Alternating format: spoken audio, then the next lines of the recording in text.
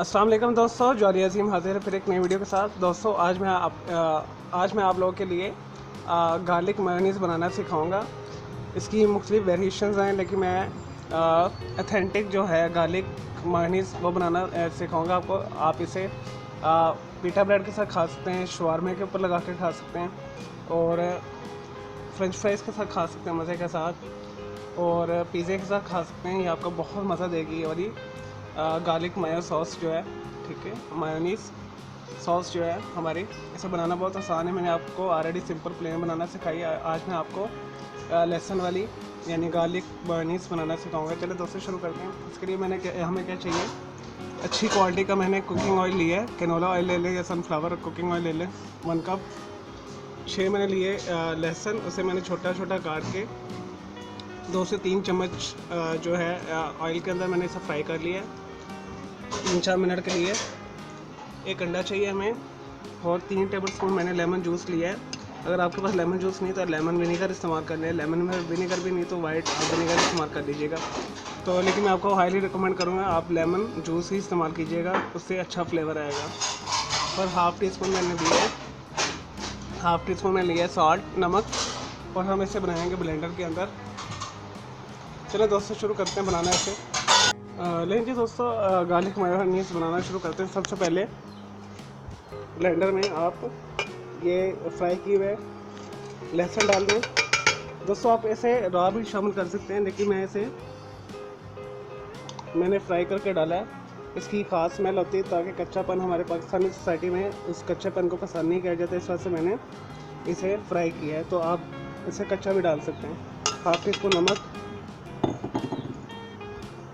एक अंडा।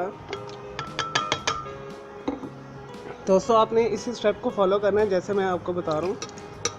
सबसे पहले आपने ये जो इंग्रेडिएंट्स सारे डालकर इसे ब्लेंड करना है। उसके बाद हम इसके अंदर ऑयल डालेंगे। 1 मिनट में इसे ब्लेंड करते हैं।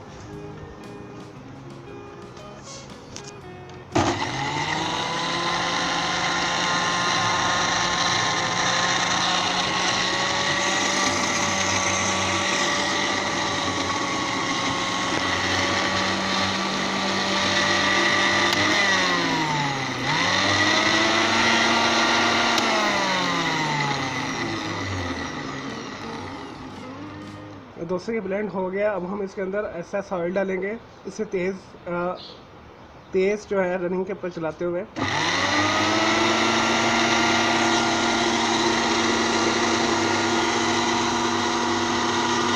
वन कप ऑयल हमने डालना है थोड़ा थोड़ा करके।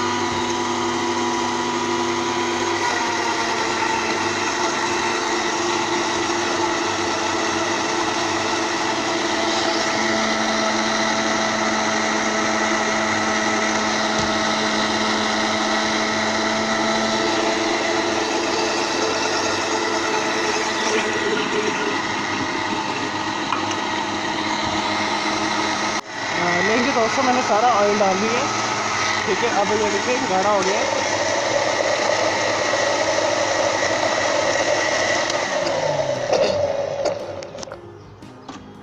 देखिए दोस्तों ये गाढ़ा हो गया, देखिए।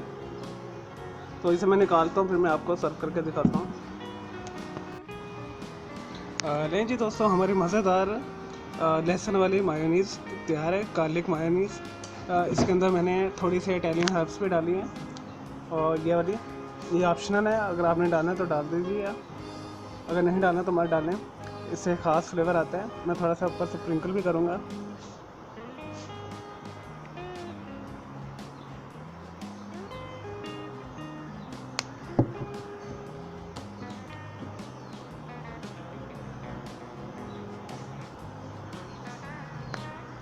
दोस्तों अगर आपको मेरी ये वीडियो पसंद आई तो इस वीडियो को लाइक करें, कमेंट्स करें और शेयर कीजिएगा।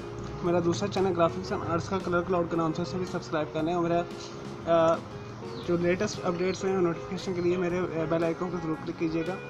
और दोस्तों इस मायोनीज़ को आप फ्रेंच फ्राइज़ के साथ, रोस्ट चिकन के साथ, शवारमा के साथ, शवारमा ब्रेड के साथ, फ्राइड ब्रेड के साथ, फोकेशिया ब्रेड के साथ वगैरह वगैरह सब के साथ खा सकते हैं। आपको ये बहुत मज़ा देगी।